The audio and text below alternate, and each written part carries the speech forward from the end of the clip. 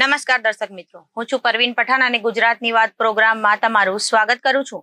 આજે આપણે આપણા આ પ્રોગ્રામમાં જાણીશું કે આપણા ગુજરાત રાજ્યમાં દિવસ દરમિયાન કઈ કઈ ઘટનાઓ બની છે અને કેવી રીતે બની છે, કયો છે સોશિયલ મીડિયાનો હોટ ટોપિક મુદ્દો, તે સમગ્ર જાણકારી વિસ્તારપૂર્વક આપણા આજના આ પ્રોગ્રામમાં આપણે નિહાળીશું. તો ચાલો જાણીએ અને નજર કરીએ શરૂઆતના વિશેષના મુખ્ય સમાચારો પર. હિંમતનગરના શામળાજી હાઈવે પર અકસ્માતમાં યુવાનના મોત બાદ સ્થાનિકોનો ચક્કાજામ. પોલીસની ગાડીને ચાપી દીધી આગ. તો બીજી બાજુ બનાસકાંઠાના પાલનપુરમાં ગેસ લીકેજની ઘટનામાં નવો ખુલાસો. બનાવનું પ્રાથમિક કારણ આવ્યું સામે. અને બીજી તરફ આજે વાવાઝોડાની થશે એન્ટ્રી. 102 કિલોમીટરની સ્પીડે પવન ફૂંકાશે અને ગુજરાતને પણ થશે અસર. અને બીજી બાજુ સ્વરૂપવાન યુવતી સાથે ચેટિંગ કરતા યુવક દેશ માટે બન્યો ગદ્દાર. આ રીતે ગુપ્ત માહિતી પાકિસ્તાનને મોકલતો હતો. અને બીજી બાજુ સુરતમાં ન્યૂઝ ચેનલની ઓફિસની આડમાં ચાલતા નકલી ચલણી નોટમાં કાળા બજારમાં વધુ એક આરોપી ઝડપાયો.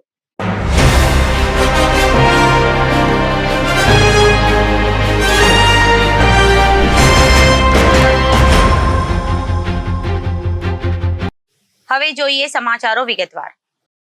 હિંમતનગરના શામળાજી હાઈવે પર ગામડી પાસે આજે વહેલી સવારે અકસ્માતમાં એક સ્થાનિકનું મોત થતા ચક્કાજામ કરીને વિરોધ દર્શાવવામાં આવ્યો હતો. હાઈવે પર પથ્થરમાર થતા ઝાડના મોટા મોટા થડ મૂકીને ટાયરો સળગાવીને લોકોએ ચક્કાજામ કર્યો હતો, જેના કારણે બંને બાજુ વાહનોની લાંબી કતારો લાગી છે. રોષે ભરાયેલા ટોળાએ ડીવાયએસપીની ગાડીમાં પણ આગ ચંપી કરી હતી.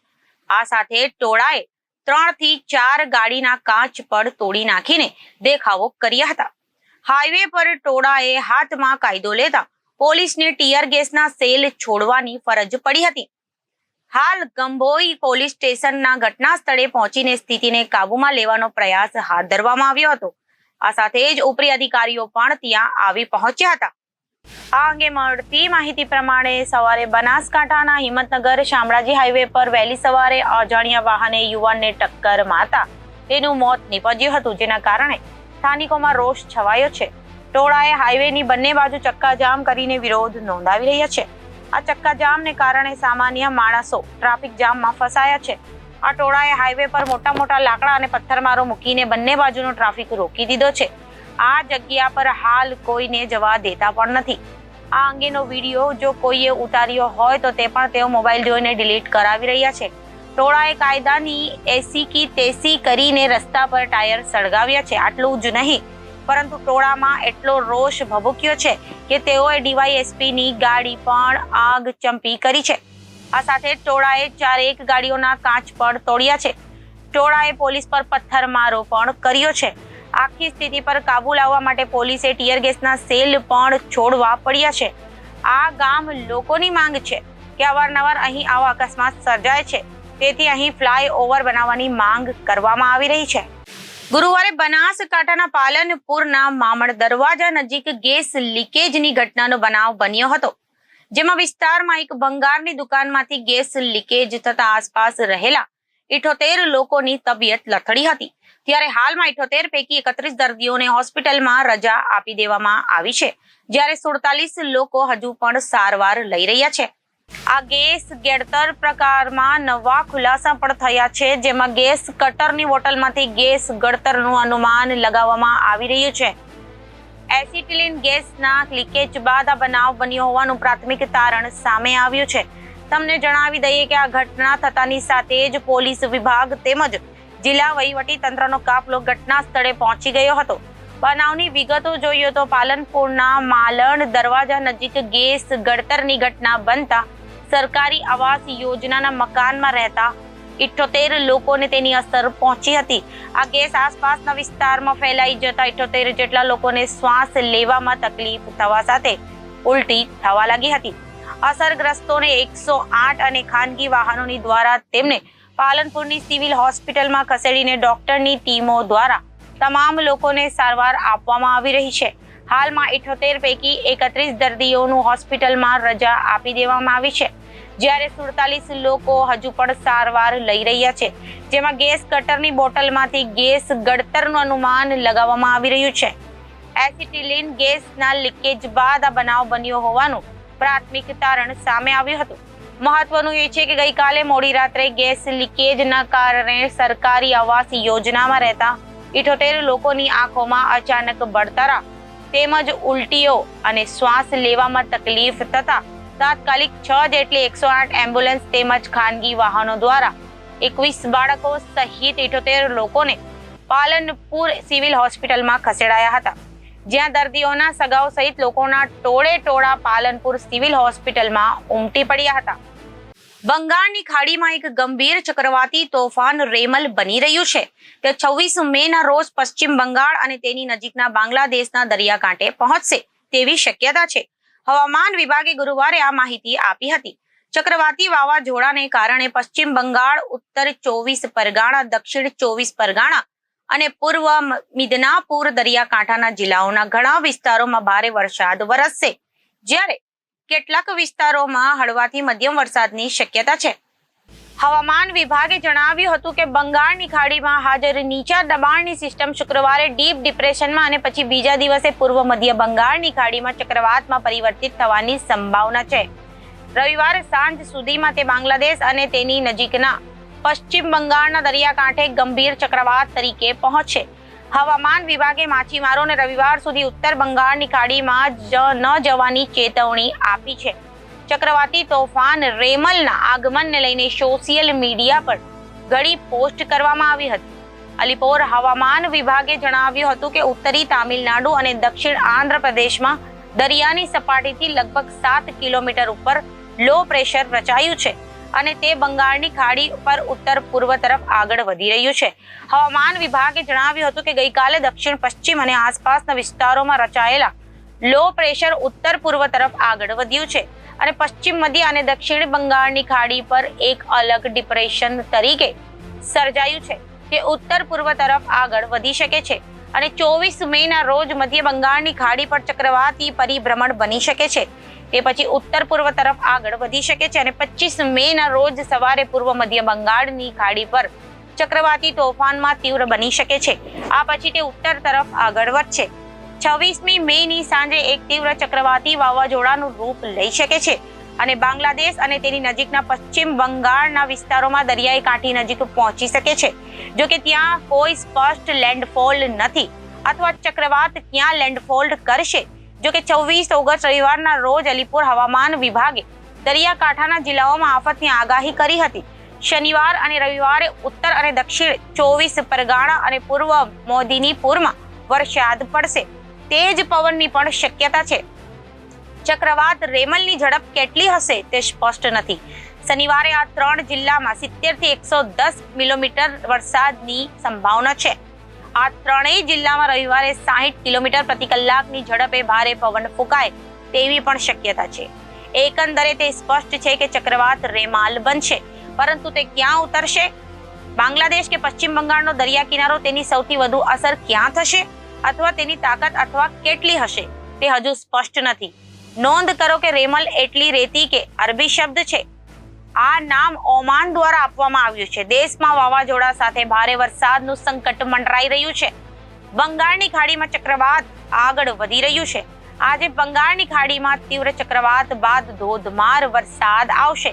8 થી 27 તારીખ સુધી દરમિયાન વાવાઝોડા સાથે વરસાદ પડશે, જેમાં આજે પણ અરુણાચલ પ્રદેશ, આસામ, મેઘાલય, મિઝોરમ વરસાદની આગાહી છે. જો કે ચક્રવાતની અસરને પગલે 28 તારીખે ગુજરાત અને મુંબઈમાં ભારે વરસાદ થવાની આગાહી છે. ભારત દેશમાં રહીને દેશ વિરોધી પ્રવૃત્તિ કરનાર શખ્સોને સતત ગુજરાત એટીએસ પકડતી આવી છે. હાલમાં જ અમદાવાદ એરપોર્ટ પરથી 4 આતંકવાદીઓને પકડવામાં આવ્યા હતા. તેવામાં ગુજરાત એટીએસે હવે પોરબંદરમાંથી ભારતીય સુરક્ષાને લાગતી ગુપ્ત માહિતી પાકિસ્તાનના એજન્ટને મોકલનાર જાસૂસને પકડી પાડ્યો છે.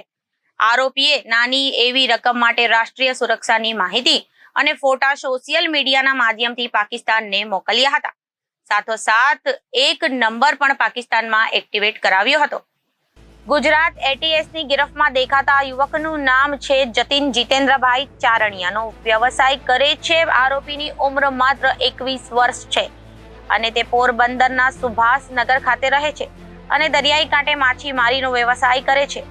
આરોપીએ છેલ્લા 4 મહિનાથી એડવિકા પ્રિન્સ નામ ધારણ કરનાર કોઈ પાકિસ્તાની એજન્ટ સાથે સંપર્કમાં રહીને ઇન્ડિયન કોસ્ટ ગાર્ડના જેટી તેમજ તેના વાહનોની માહિતી સોશિયલ મીડિયા સાઇટ કે ફેસબુક, મેસેન્જર અને વોટ્સએપ તેમજ ટેલિગ્રામ જેવી એપ્લિકેશનથી પાકિસ્તાનના એજન્ટને મોકલી રહ્યો હતો.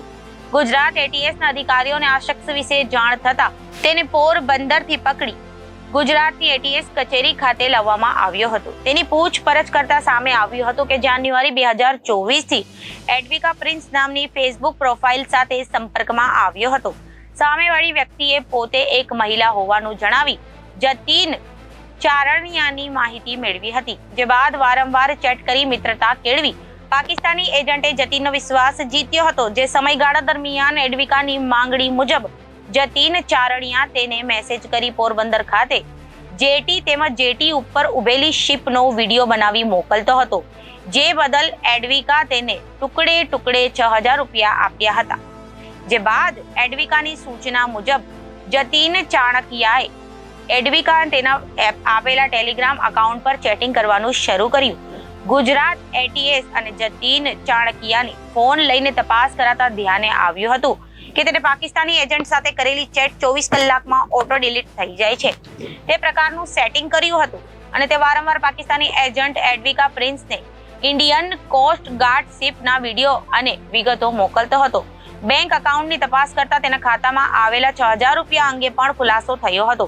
વધુ તપાસ કરાતા સામે આવ્યું હતું કે પાકિસ્તાનની એજન્ટની સૂચના મુજબ જતીન ચારણિયાએ પાકિસ્તાની એજન્ટ એડવિકાએ આપેલા તેના વોટ્સએપ એકાઉન્ટ પર ચેટ કર્યું હતું, જે એકાઉન્ટ પાકિસ્તાનના કરાચીથી ઓપરેટ થતું હોવાનું ધ્યાને આવ્યું છે.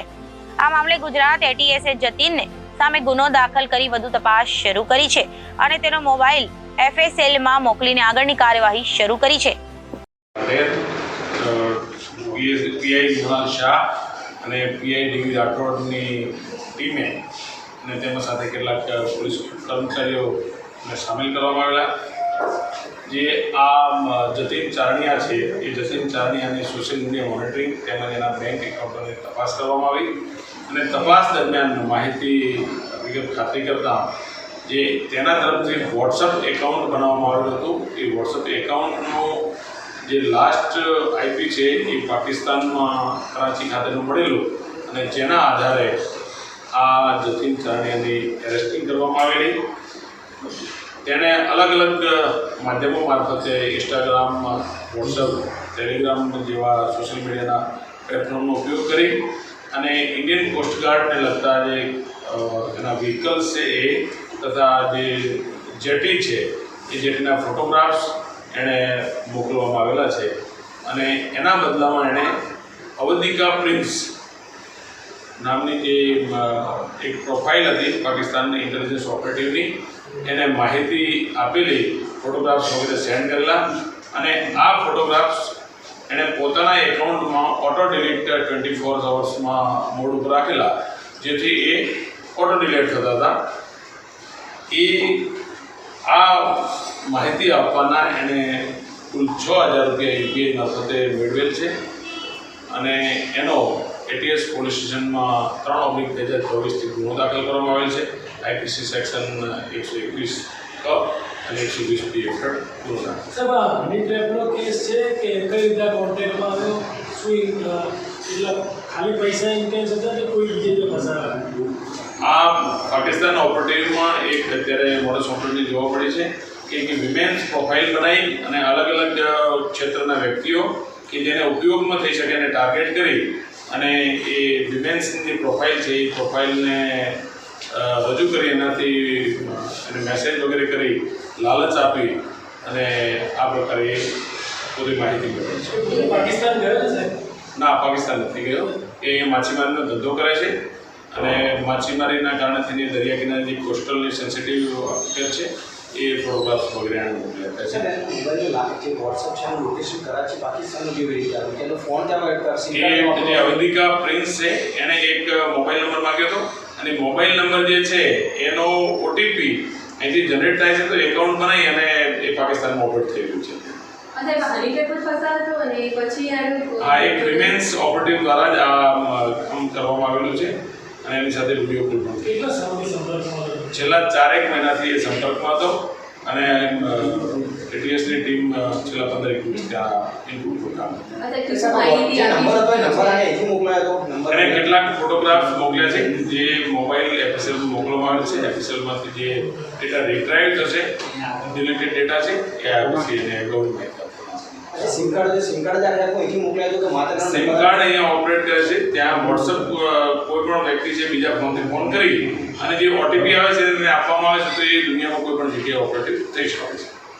શહેરના લિંબાયત વિસ્તારમાં ન્યૂઝ ચેનલની ઓફિસની આડમાં નકલી ચલણી નોટની કાળા બજારનો પર્દાફાશ તાજેતરમાં જ સુરત એસઓજી દ્વારા કરવામાં આવ્યો હતો. ત્યારે આ મામલે વધુ એક આરોપીને 2.90 લાખ નકલી ચલણી નોટ સાથે સલાવતપુરા ઉમરવાડા ગુજરાતી સ્કૂલ પાસેથી ઝડપી પાડવામાં આવ્યો છે. આ ઈસમનું નામ સાદિક અલી ઉર્ફે બટાકા અબ્બાસ અલી શાહપોર છે અને તે ગાડી લે વેચનો ધંધો કરે છે. તમને જણાવી દઈએ કે તાજેતરમાં જ થયેલા પર્દાફાશમાં પોલીસે કુલ અત્યાર સુધીમાં 4 આરોપીઓની ધરપકડ કરી છે. બનાવની વિગતો જોઈએ તો સુરતના લિંબાયત વિસ્તારમાં એક ન્યૂઝ ચેનલની આડમાં ફિરોઝ શાહ પોતાના શાગીર્દો સાથે મળીને નકલી નોટો છાપતો હતો. સુરત એસઓજીએ બાતમીના આધારે ફિરોઝ સહિત કુલ 3 ઈસમોની ધરપકડ કરી હતી અને તેની પાસેથી નકલી નોટનો મુદ્દા માલ પણ જપ્ત કર્યો હતો. ત્યારે આરોપીની પૂછપરછમાં સાદિક અલી ઉર્ફે બટાકાનું નામ ખુલ્યું હતું અને ત્યારબાદ પોલીસે સાદિકની શોધખોળ હાથ ધરી હતી. પોલીસથી બચવા માટે આ સાદિક કર્ણાટક ભાગી ગયો હતો અને ત્યારબાદ ફરીથી સુરત આવ્યો હતો અને સુરત એસઓજીએ બાતમીના આધારે સાદિકને સલાવતપુરાના ઉમરપાડામાં ગુજરાતી સ્કૂલ પાસેથી ઝડપી પાડ્યો હતો. સાદિકની પૂછપરછમાં તેણે કબૂલાત કરી હતી કે તેણે આરોપી ફિરોઝ શાહ પાસેથી પૈસા કમાવાની લાલચે 2,91,000ની 200ના દરની નકલી નોટો ખરીદી હતી અને ત્યારબાદ તેણે આ નોટો પોતાના ઘરે મૂકી દીધી હતી અને તે બજારમાં નોટ વટાવવાનો પ્રયાસ કરતો હતો. તે દરમિયાન જ ફિરોઝની ઓફિસ પર પોલીસની રેડ પડી અને ફિરોઝ સહિત 3 બનાવટી ચલણી નોટો સાથે પોલીસે ઝડપી લીધા. સાદિક અલી પોલીસથી બચવા કર્ણાટક ભાગી ગયો હતો અને ત્યારબાદ તે ફરીથી સુરત આવ્યો હતો અને બાતમીના આધારે તે ઝડપાઈ ગયો હતો અને ત્યારબાદ સાદિકની પૂછપરછમાં જાણવા મળ્યું હતું કે તેને નકલી નોટો પોતાના મકાનમાં સંતાડી રાખી છે. તેથી પોલીસે આરોપીને સાથે રાખીને સાદિકના ઘરે તપાસ કરી ત્યાંથી 200ના દરની 2.99 લાખની નોટો નકલી નોટો ચલણી નોટો જપ્ત કરવામાં આવી. આમ અત્યાર સુધીમાં પોલીસે આ નકલી નોટના પ્રકરણમાં 4 આરોપીઓની ધરપકડ કરી છે અને તેમની પાસેથી 12,26,900ની ચલણી નોટો જપ્ત કરવામાં આવી છે. ગત તારીખ 21/5/2024ના રોજ લિંબાયત પોલીસ સ્ટેશન હદ વિસ્તારમાં એસઓજીએ 9,36,100ની 500 અને 200ના દરની નોટો કબજે કરેલ અને 3 આરોપીઓ પકડેલ. ત્યારે વધુ પૂછપરછ દરમિયાન જે મુખ્ય આરોપી ફિરોઝ શાહ છે એને પૂછપરછ દરમિયાન જાણવા મળેલું કે એ નોટોમાંથી અમુક જે 3,90,000 સમથિંગ સાદિક અલી ઉર્ફે બટાકા અબ્બાસ અલી શાહપોર કે જે સલાબતપુરા એરિયામાં રહે છે એને અગાઉ 70,000 કે 80,000 રૂપિયામાં એને આપેલી. તો અમને માહિતી હતી અને આરોપીને સર્ચ કરતા તે કર્ણાટક જે તે સમયે નાસી ગયેલો. ત્યારબાદ અમારા સીપી સાહેબે અનુપમસિંહ ગેહલોત સાહેબે સૂચના અને માર્ગદર્શન આપેલું કે ભાઈ આમાં તમામ જે આરોપીઓ અને તમામ જેટલી નોટો છપાઈ હોય એ તમામ આપણને મળી જવી જોઈએ. તો અમે અમારી એક ટીમ કર્ણાટક રવાના કરી. એ દરમિયાનમાં અમને હકીકત મળી કે જે સાદિક પઠાણ જે છે એ અહીંયા સલાબતપુરા એરિયામાં ગુજરાતી સ્કૂલની પાસે આંટા મારી રહ્યો છે. તો એ દરમિયાનમાં અમે વોચ રાખેલી હતી એસઓજીએ અને એ દરમિયાનમાં ગઈકાલે આ સાદિક જે છે એ મળી આવ્યો અને એની પાસેથી 3,90,800ની 200ના દરની ચલણી નોટો કબજે કરેલ છે. તો અત્યારે ગુજરાતની વાતમાં વિરામ લઈએ. વધુ સમાચારો માટે જોતા રહો જનાદેશ ન્યૂઝ. નમસ્કાર.